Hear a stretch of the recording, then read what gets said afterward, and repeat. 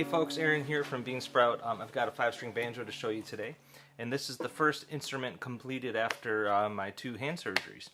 So I'm still kind of in my sabbatical, so to speak, but we've been chipping away at this one for quite some time, and it's the kind of project I felt like we could get done while I'm resting. So to begin with, this is a 5-string banjo mainly made of oak, and the oak comes from Larry's backyard, and we started milling that wood 3 summers ago, I think.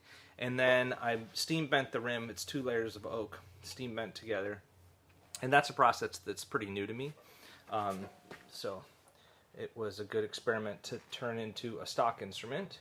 With the steam bending compared to the block rims, I feel like I can go a little bit thinner, and it's kind of got the more of an old-fashioned look to it, which I think is cool. And then the neck is also oak.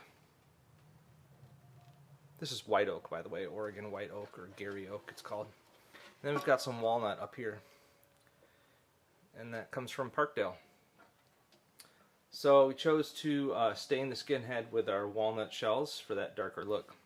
And overall, I think the whole vibe is great. So this rim is almost 12 inches, and it's got, we had to make our own tone ring and tension hoop for it. And then with the goatskin head, the non-steel strings, and then the lighter weight rim with only 12 hooks and nuts. It's got a, even though it's big and solid, it's a little bit lighter weight than my normal 12-inch banjo. Yeah, and then as I've been playing it this week, I've let the tuning creep down. I think I like it low. Maybe even down as low as F would be good with an instrument like this. It just feels great. And yeah, non-steel strings, armrest, and the pickup as well.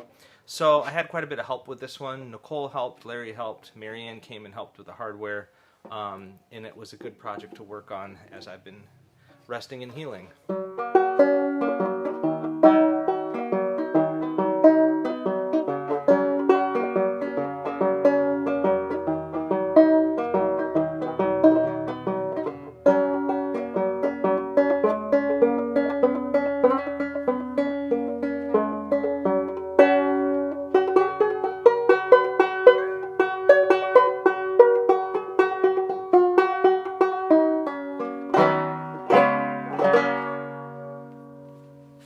Yeah, pretty cool. So that's number 952. A group effort and going out to a patient customer. Cheers.